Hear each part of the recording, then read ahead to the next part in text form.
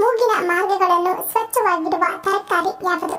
Options A ಹಸಿ ಮೆಣಸಿನಕಾಯಿ, B beetroot, C ಆಲೂಗಡ್ಡೆ, ಡಿ ನುಗ್ಗೆಕಾಯಿ.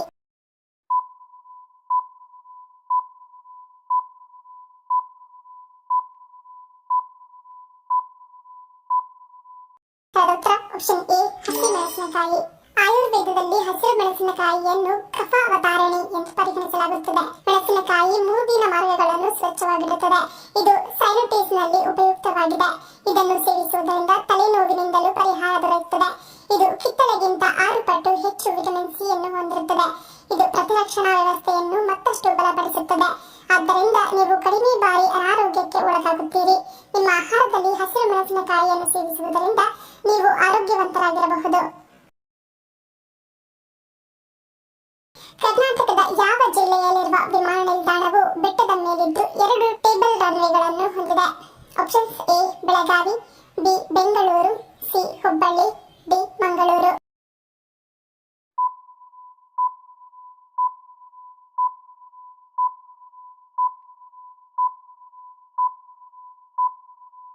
ಉತ್ತರ ಆಪ್ಷನ್ ಡಿ ಮಂಗಳೂರು. ಕರ್ನಾಟಕದ ಕರಾವಳಿ ಪ್ರದೇಶವಾದ ದಕ್ಷಿಣ ಕನ್ನಡದ ಮಂಗಳೂರಿನಲ್ಲಿ ಇದೆ. ಇದು ಕರ್ನಾಟಕದ 2ನೇ ಅತ್ಯಂತ ಜನನಿಬಿಡ ವಿಮಾನ ನಿಲ್ದಾಣವಾಗಿದೆ. ನಗರದಿಂದ ಈಶಾನ್ಯಕ್ಕೆ ಸುಮಾರು 13 ಕಿಲೋಮೀಟರ್ ಬಜ್ಪೆ ಸಮೀಪದಲ್ಲಿದೆ. ಈ ವಿಮಾನ ನಿಲ್ದಾಣವನ್ನು 1951ರ ಡಿಸೆಂಬರ್ 25ರಂದು ಅಂದಿನ ಪ್ರಧಾನಿಯಾಗಿದ್ದ ಜವಾಹರಲಾಲ್ ನೆಹರು ಲೋಕಾರ್ಪಣೆ ಮಾಡಿದರು. ಈ ವಿಮಾನ ನಿಲ್ದಾಣ ಬೆಟ್ಟದ ಮೇಲಿದ್ದು 2 ಟೇಬಲ್ ಟಾಪ್ ರನ್ವೇಗಳನ್ನು ಹೊಂದಿದೆ. ಭಾರತದಲ್ಲಿ 3 ವಿಮಾನ ನಿಲ್ದಾಣಗಳು ಮಾತ್ರ ಟೇಬಲ್ ಟಾಪ್ ರನ್ವೇಗಳನ್ನು ಹೊಂದಿದೆ. ಇದರಲ್ಲಿ ಮಂಗಳೂರು ವಿಮಾನ ನಿಲ್ದಾಣವು ಕೂಡ ಒಂದಾಗಿದೆ. ಹಣೆಯ ಭಾಗದಲ್ಲಿ ಇರುವ ಚಕ್ರವನ್ನು ಯಾವ ಚಕ್ರವೆನ್ನುತ್ತಾರೆ? ಆಪ್ಷನ್ಸ್ ಎ ಸಹಸ್ರ ಚಕ್ರ, ಬಿ ಆಜ್ಞಾ ಚಕ್ರ, ಸಿ ವಿಶುದ್ಧಿ ಚಕ್ರ, ಡಿ ಮಣಿಪುರ ಚಕ್ರ.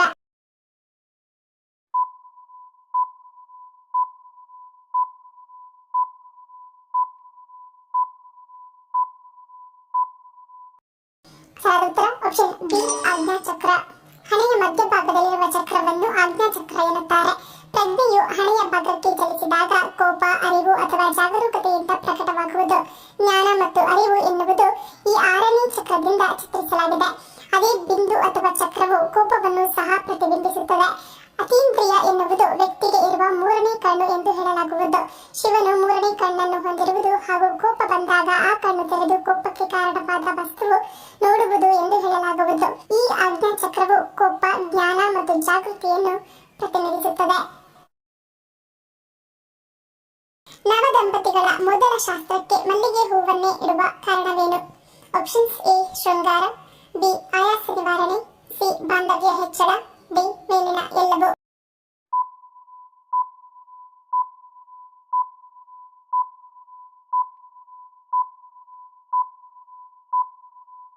ಉತ್ತರ ಆಪ್ಷನ್ ಡಿ ಮೇಲಿನ ಎಲ್ಲವೂ. ಮಲ್ಲಿಗೆ ಹೂವು ದಂಪತಿಗಳ ನಡುವಿನ ಬಾಂಧವ್ಯವನ್ನು ಬಲಪಡಿಸಲು ಸಹಾಯ ಮಾಡುತ್ತದೆ. ಮಲ್ಲಿಗೆಯ ವಾಸನೆ ಮನಸ್ಸನ್ನು ಶಾಂತಗೊಳಿಸುತ್ತದೆ. ಇದು ಒತ್ತಡವನ್ನು ತೆಗೆದುಹಾಕುತ್ತದೆ, ಸಂಕೋಚ ಮತ್ತು ಭಯವನ್ನು ನಿವಾರಿಸುತ್ತದೆ.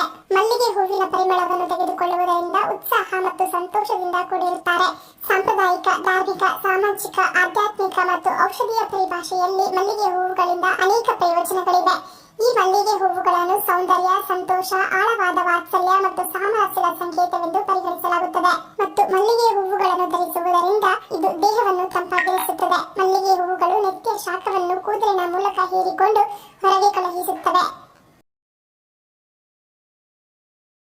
ವಯಸ್ಸಾಗುತ್ತಾ ಬಂದಂತೆ ಕೈಕಾಲುಗಳಲ್ಲಿ ನಡುಕ, ಮಾತು ತೊದಲುವುದು ಇವೆಲ್ಲವೂ ಯಾವ ಕಾಯಿಲೆಯ ರೋಗಲಕ್ಷಣಗಳಾಗಿವೆ? Options A Alzheimer, B Parkinson, C stroke, D ಮೆದುಳು ರೋಗ.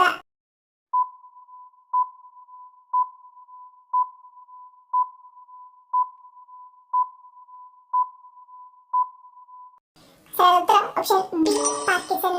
ಪಾರ್ಕಿನ್ಸನ್ ಕಾಯಿಲೆ ಎಂದರೆ ಮನುಷ್ಯನ ನರಮಂಡಲದ ವ್ಯವಸ್ಥೆಯ ಮೇಲೆ ಎದುರಾಗುವ ಒಂದು ಬಗೆಯ ಆರೋಗ್ಯ ಸಮಸ್ಯೆ. ಒಂದು ವೇಳೆ ವ್ಯಕ್ತಿಯಲ್ಲಿ ಈ ಕಾಯಿಲೆ ಕಾಣಿಸಿಕೊಂಡರೆ ಆತನ ಅಥವಾ ಆಕೆಯ ದೈಹಿಕ ಚಲನವಲನಗಳಲ್ಲಿ ಹಲವಾರು ರೀತಿಯಲ್ಲಿ ಬದಲಾವಣೆಗಳು ಕಾಣಿಸಿಕೊಳ್ಳಲು ಶುರುವಾಗುತ್ತವೆ. ಪಾರ್ಕಿನ್ಸನ್ ಕಾಯಿಲೆಯು ವ್ಯಕ್ತಿಯ ಚಲನೆ, ಸಮತೋಲನ ಮತ್ತು ಸಮನ್ವಯವನ್ನು ನಿಯಂತ್ರಿಸುವ ಮೆದುಳಿನ ಭಾಗಗಳ ಮೇಲೆ ಪರಿಣಾಮ ಬೀರುತ್ತದೆ. ವ್ಯಕ್ತಿಯ ದೇಹದಲ್ಲಿ ಡೋಪಮೈನ್ ಹಾರ್ಮೋನ್ ಮಟ್ಟವು ತುಂಬಾ ಕಡಿಮೆಯಾದಾಗ ಈ ಸಮಸ್ಯೆ ಉಂಟಾಗುತ್ತದೆ.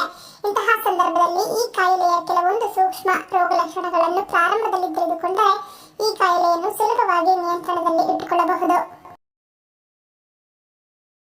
ಬೆಳಗ್ಗೆ ಎದ್ದ ತಕ್ಷಣ ತಲೆನೋವು ಕಾಣಿಸಿಕೊಳ್ಳುವುದು ಯಾವ ಕಾಯಿಲೆಯ ಲಕ್ಷಣವಾಗಿರುತ್ತದೆ? Options: A BP, B migraine, C ರಕ್ತ ಹೆಪ್ಪುಗಟ್ಟುವಿಕೆ, ಡಿ ಆಮ್ಲದ ಕೊರತೆ.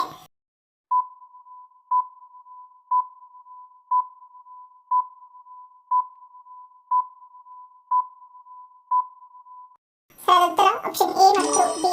ಪ್ರತಿದಿನ ಬೆಳಗ್ಗೆ ಹಾಸಿಗೆಯಿಂದ ಎದ್ದೇಳುವಾಗ ತಲೆನೋವು ಕಾಣಿಸಿಕೊಂಡರೆ ಬಿಪಿ ಪರೀಕ್ಷೆ ಮಾಡಿಸಿಕೊಳ್ಳುವುದು ಉತ್ತಮ. ಏಕೆಂದರೆ ಹೈ ಬಿಪಿ ಸಮಸ್ಯೆ ಇರುವವರಲ್ಲಿಯೂ ಕೂಡ ಈ ರೀತಿಯ ಆರೋಗ್ಯ ಸಮಸ್ಯೆಗಳು ಕಾಣಿಸಿಕೊಳ್ಳುತ್ತವೆ. ಇನ್ನು ಬೆಳಗ್ಗೆ ಎದ್ದಾಗ ತಲೆನೋವು ಬಂದರೆ ಇದಕ್ಕೆ ಸಾಮಾನ್ಯ ಕಾರಣ ನಿದ್ರೆಯ ಕೊರತೆ. ಇದಲ್ಲದೆ ಸ್ಲೀಪ್ ಅಪ್ನಿಯಾ ಕೂಡ ಇದಕ್ಕೆ ಕಾರಣವಾಗಬಹುದು. ಇದರಲ್ಲಿ ದೇಹದಲ್ಲಿ ಆಮ್ಲಜನಕದ ಮಟ್ಟ ಕಡಿಮೆಯಾಗುತ್ತದೆ ಮತ್ತು ತಲೆನೋವು ಉಂಟಾಗುತ್ತದೆ. ಮೈಗ್ರೇನ್ ಸಮಸ್ಯೆಯಿಂದಲೂ ಕೂಡ ಬೆಳಗ್ಗೆ ಎದ್ದಾಗ ತಲೆನೋವು ಕಾಣಿಸಿಕೊಳ್ಳುತ್ತದೆ. ಕೆಲವೊಮ್ಮೆ ಇದು ಒತ್ತಡದಿಂದಲೂ ಸಂಭವಿಸುತ್ತದೆ. ಇದನ್ನು ಹೊರತುಪಡಿಸಿ ನೋಡುವುದಾದರೆ ನೀವು ನಿರ್ಜಲೀಕರಣ ಸಮಸ್ಯೆಯಿಂದ ಬಳಲುತ್ತಿದ್ದರೂ ಕೂಡ ಬೆಳಗ್ಗೆ ಎದ್ದಾಗ ತಲೆನೋವು ಕಾಣಿಸಿಕೊಳ್ಳುತ್ತದೆ. ಅಷ್ಟೇ ಅಲ್ಲದೆ ಸೈನಸ್ ಮತ್ತು ಇತರ ಕೆಲವೊಂದು ಕಾಯಿಲೆಗಳಿಂದಲೂ ಈ ರೀತಿಯ ಆರೋಗ್ಯ ಸಮಸ್ಯೆಗಳು ಕಾಣಿಸಿಕೊಳ್ಳುತ್ತವೆ. ಶುಂಠಿ ಚಹಾ ಕುಡಿಯುವುದರಿಂದ ಯಾವ ಸಮಸ್ಯೆ ಪರಿಹಾರವಾಗುತ್ತದೆ? ಆಪ್ಷನ್ಸ್: ಎ ಕ್ಯಾನ್ಸರ್, ಬಿ ಮಧುಮೇಹ, ಸಿ ಗಂಟಲು ನೋವು, ಡಿ ಮೇಲಿನ ಎಲ್ಲವೂ.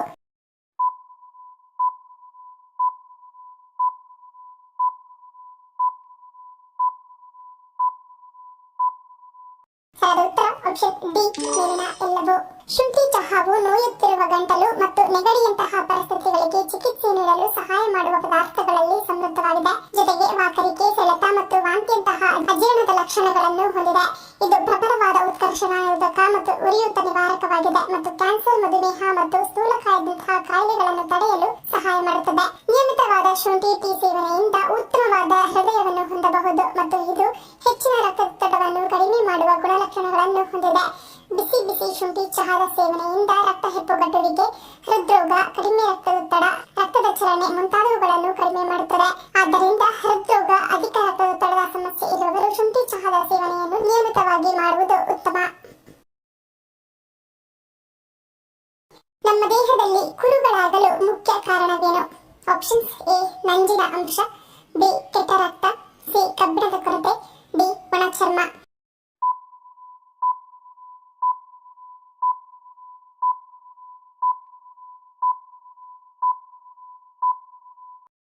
ಉತ್ತರ ಆಪ್ಷನ್ ಎ ಮತ್ತು ಬಿ. ಸಾಮಾನ್ಯವಾಗಿ ಮುಖದಲ್ಲಿ ಮೊಡವೆಗಳಾಗುವುದು ಸಹಜ. ಆದರೆ ಅದೇ ರೀತಿಯಲ್ಲಿ ಚರ್ಮದ ಮೇಲೆ ಕೆಂಪು ಗುಳ್ಳೆಯಾಗಿ ಅದರಲ್ಲಿ ಕೀಲು ತುಂಬಿಕೊಳ್ಳುವುದನ್ನು ಕುರು ಅಥವಾ ಕುರ ಎಂದು ಕರೆಯಲಾಗುತ್ತದೆ. ಇದು ಆದಂತಹ ಜಾಗದಲ್ಲಿ ಉರಿ ಮತ್ತು ವಿಪರೀತ ನೋವು ಉಂಟಾಗುತ್ತದೆ. ಈ ರೀತಿಯ ಕುರು ಕಂಡು ಬರುವುದಕ್ಕೆ ಮುಖ್ಯ ಕಾರಣ ನಮ್ಮ ದೇಹದಲ್ಲಿ ನಂಜಿನ ಅಂಶ ಹೆಚ್ಚಾಗಿರುವುದು ಅಥವಾ ಕೆಟ್ಟ ರಕ್ತವಿದ್ದಾಗ ನಮ್ಮ ದೇಹ ಆ ಕುರುವಿನ ಮೂಲಕ ಅದನ್ನು ಹೊರಹಾಕಲು ಪ್ರಯತ್ನಿಸುತ್ತದೆ. ಇವು ಹೆಚ್ಚಾಗಿ ತೊಡೆ, ಪೃಷ್ಠದ ಭಾಗದಲ್ಲಿ ಕಂಡುಬರುತ್ತದೆ. ಇನ್ನು ಆಯುರ್ವೇದದ ಪ್ರಕಾರ ಪಿತ್ತ ಮತ್ತು ವಾತದೋಷದಿಂದ ದೇಹದಲ್ಲಿ ಕಲ್ಮಶವಿದ್ದರೆ ಪದೇ ಪದೇ ಕುರು ಉಂಟಾಗುತ್ತದೆ.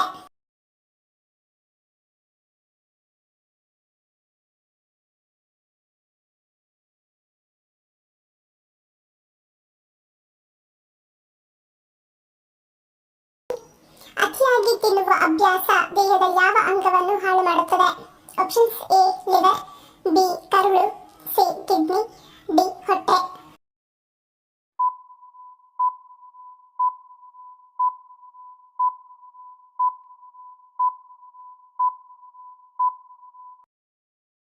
ಉತ್ತರ ಆಪ್ಷನ್ ಎ ಲಿವರ್. ಅತಿಯಾಗಿ ತಿನ್ನುವ ಅಭ್ಯಾಸವು ಗಂಭೀರ ಆರೋಗ್ಯ ಸಮಸ್ಯೆಗಳಿಗೆ ಕಾರಣವಾಗುತ್ತದೆ. ಕಳಪೆ ಆಹಾರ ಪದ್ಧತಿ, ಅತಿಯಾಗಿ ತಿನ್ನುವುದು ಮತ್ತು ಒತ್ತಡದ ಜೀವನ ಶೈಲಿಯಿಂದಾಗಿ ಫ್ಯಾಟಿ ಲಿವರ್ ಸಮಸ್ಯೆ ವೇಗವಾಗಿ ಏರಿಕೆಯಾಗುತ್ತದೆ. ಪ್ರತಿ 3 ಜನರಲ್ಲಿ ಒಬ್ಬರು ಫ್ಯಾಟಿ ಲಿವರ್ನಿಂದ ಬಳಲುತ್ತಿದ್ದಾರೆ. ಅದಲ್ಲದೆ ಈ ಸಮಸ್ಯೆ ಮಕ್ಕಳನ್ನು ಬಿಟ್ಟಿಲ್ಲ. 3ರಲ್ಲಿ ಒಬ್ಬ ಮಕ್ಕಳು ಕೊಬ್ಬಿನ ಯಕೃತ್ತಿನಿಂದ ಬಳಲುತ್ತಿದ್ದಾರೆ. ವ್ಯಾಯಾಮದ ಕೊರತೆ ಮತ್ತು ಕೆಟ್ಟ ಜೀವನ ಶೈಲಿ ಕೂಡ ಯಕೃತ್ತಿಗೆ ಹಾನಿ ಮಾಡುತ್ತಿದೆ. ಸಕ್ಕರೆ ಪಾನೀಯ, ಸಂಸ್ಕರಿಸಿದ ಆಹಾರ ಸೇವನೆ ಮಾಡುವುದನ್ನು ತಪ್ಪಿಸುವುದು ಉತ್ತಮ. ಪಿತ್ತಜನಕಾಂಗವನ್ನು ಆರೋಗ್ಯಕರವಾಗಿಡಲು ಅನಗತ್ಯ ಔಷಧಿಗಳನ್ನು ಸೇವಿಸುವುದನ್ನು ತಪ್ಪಿಸುವುದು ಉತ್ತಮ. ದೇಹದಲ್ಲಿ ಪಿತ್ತ ಹೆಚ್ಚಾದಾಗ ಯಾವ ರೀತಿಯ ಬದಲಾವಣೆಗಳು ಕಂಡುಬರುತ್ತವೆ? ಆಪ್ಷನ್ಸ್: ಎ ಚರ್ಮ ಸಮಸ್ಯೆ, ಬಿ ಅತಿಸಾರ, ಸಿ ತೂಕ ಇಳಿಕೆ, ಡಿ ಸಂಧಿವಾತ.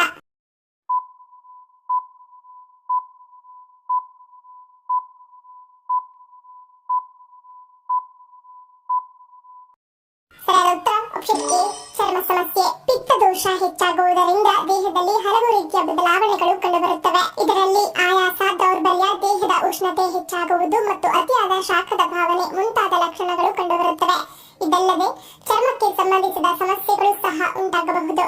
ಇದರಲ್ಲಿ ಪಿತ್ತರಸ ಹೆಚ್ಚಾದಾಗ ಚರ್ಮದಲ್ಲಿ ಊತ, ರದ್ದುಗಳು, ಮೊಡವೆಗಳು, ಹುಣ್ಣುಗಳು, ದುರ್ವಾಸನೆ, ದೇಹದ ವಾಸನೆ, ಗಂಟಲು ನೋವು, ತಲೆ ತಿರುಗುವಿಕೆ, ಮೂರ್ಛೆ ಹೋಗುವುದು, ಚರ್ಮ, ಮೂತ್ರ, ಉಗುರುಗಳು ಮತ್ತು ಕಣ್ಣುಗಳು ಹಳದಿ ಬಣ್ಣಕ್ಕೆ ತಿರುಗುವುದು ಮುಂತಾದ ಲಕ್ಷಣಗಳು ಕಂಡುಬರುತ್ತವೆ. ಕೋಪ, ತಾಳ್ಮೆಯ ಕೊರತೆ, ಕಿರಿಕಿರಿ ಮತ್ತು ತನ್ನನ್ನು ತಾನೇ ಶಪಿಸಿಕೊಳ್ಳುವಂತಹ ಮಾನಸಿಕ ಆರೋಗ್ಯ ಸಂಬಂಧಿತ ಲಕ್ಷಣಗಳು ಸಹ ಕಾಣಿಸಿಕೊಳ್ಳಬಹುದು.